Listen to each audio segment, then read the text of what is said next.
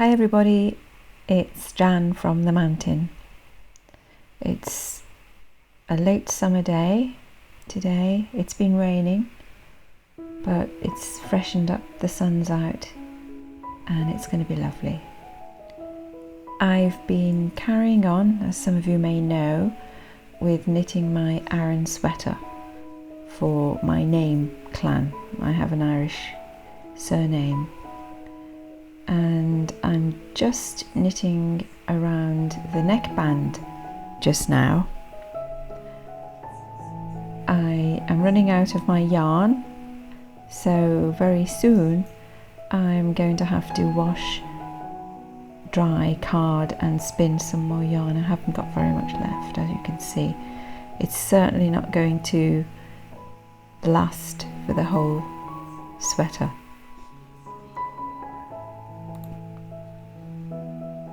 It's been quite a pleasure to knit because I've been knitting in my own yarn. I can't really explain to anyone who hasn't actually spun their own yarn to knit with or used homespun yarn. It's different. It's more alive somehow. So what is quite a big knitting job actually, and what would have probably to my past self seem like a never-ending task that would frustrate me actually, because I just wanted to finish. It's been an absolute pleasure to knit all the way through so far. So I had to pick up around the neck some stitches and then carry on with some stitches I had on a stitch holder, and I'm just doing a knit, one purl, one rib through the back of the stitch. Now my sweater's very chunky. It's quite heavy actually, but you know, I can't wait to wear it. It gets very cold here in the winter, and I said to my family, even if I look terrible in it, if it doesn't suit me, I'm going to love wearing this sweater.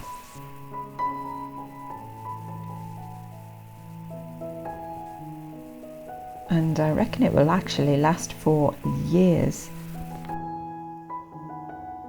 When I finish this, what's next for knitting, crocheting, weaving? Well, I've got weaving projects on the loom at the moment, which I showed you in my last video. Knitting wise, I want to do some Japanese lace knitting.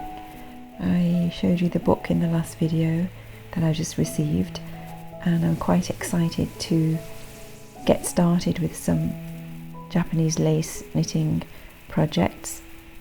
I'm hoping to knit them in the luxury yarn that I was trying to recreate in merino and silk that I was spinning, and which I also need to dye in the very near future.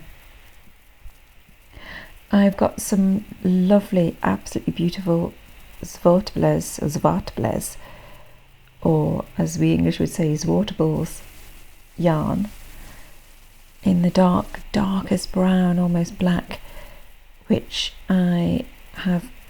It's reasonably chunky, the yarn that I've spun. I've also got another fleece and a half of that fibre to spin, but with the chunky yarn that I've spun, I'm going to do a winter sweater in basic colour work, where I have like the neckline is a paler colour, and I've got spikes of colour coming out from the neck. It's a top-down sweater and a round yoke, and after doing this Aran sweater, I don't think it's going to take me very much time to knit, because most of it's just in stocking stitch or stockinette, so it's going to be quite quick. So I'm actually quite looking forward to doing that. I also have got some of this North Hollander yarn, but I added a little bit of silk to it. So I'm thinking I could knit myself some sort of tam o' shanter or beret and a scarf in the Aran pattern. I'm so pleased with my Aran knit sweater. It's really beautiful, I think.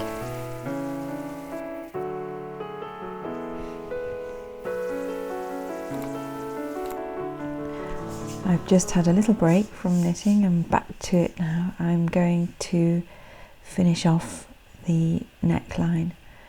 In this sweater, I've never done it before, but I had to knit together the right shoulder seams.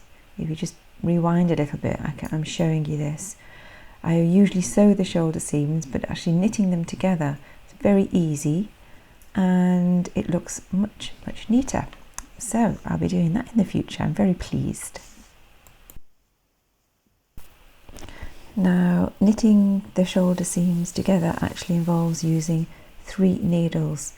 You have the shoulder seams on each 2 needles, and then you have a 3rd needle to knit through 1 stitch from one shoulder and another stitch from the other shoulder, and you knit it through onto the 3rd needle, and you kind of knit and cast off at the same time. But it's very neat and I like it.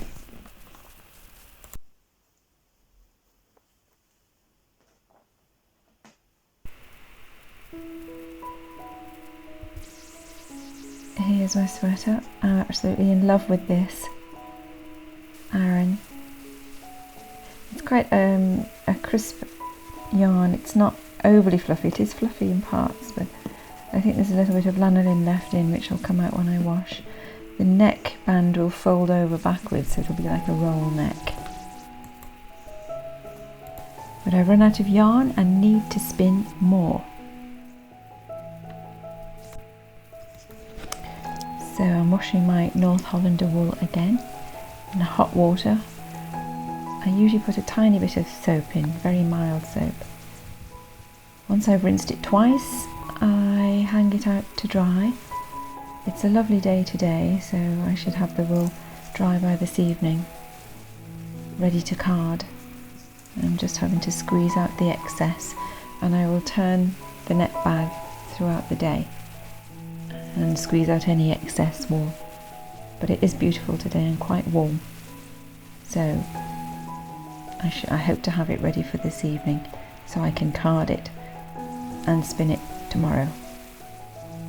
Well, here I am. It's dry, and just look at that, it's fluffy.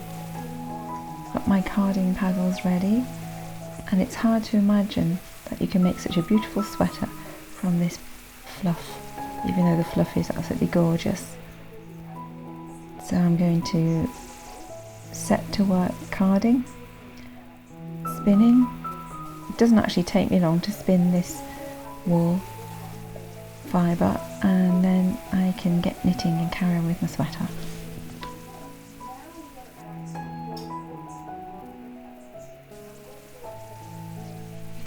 Well, I've done half a sleeve nearly, again in the Aran pattern, but I ran out of the yarn that I'd washed, and so I've actually washed and carded yet another batch so I can carry on with my sleeves.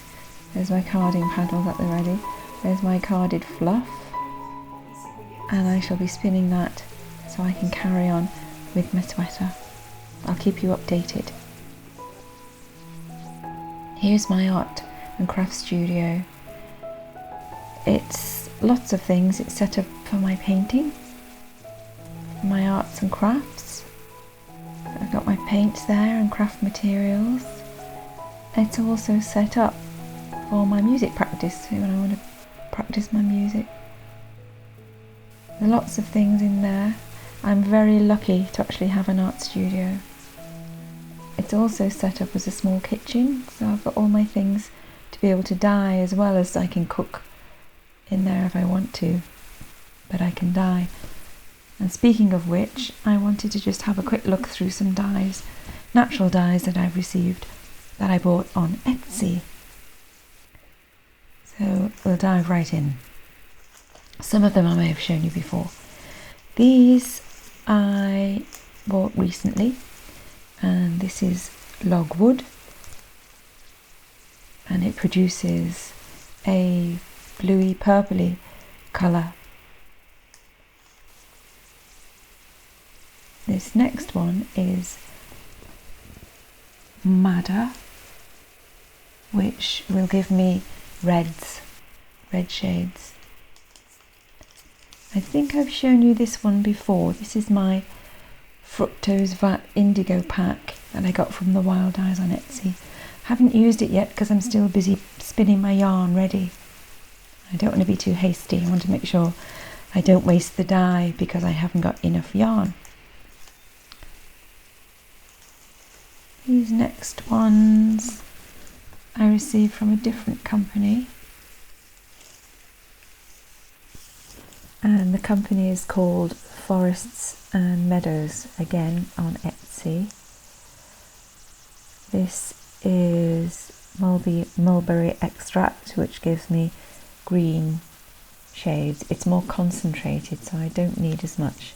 But there's a bit of residue in the package, but only a little bit.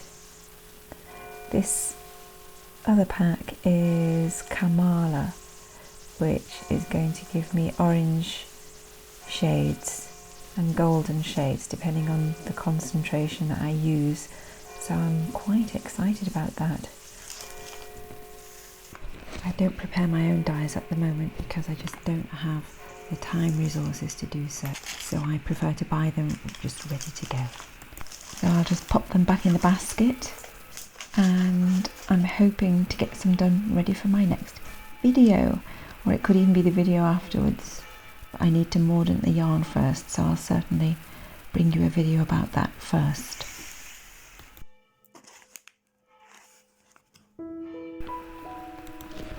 Thank you for watching today. Please like my video and subscribe to my channel.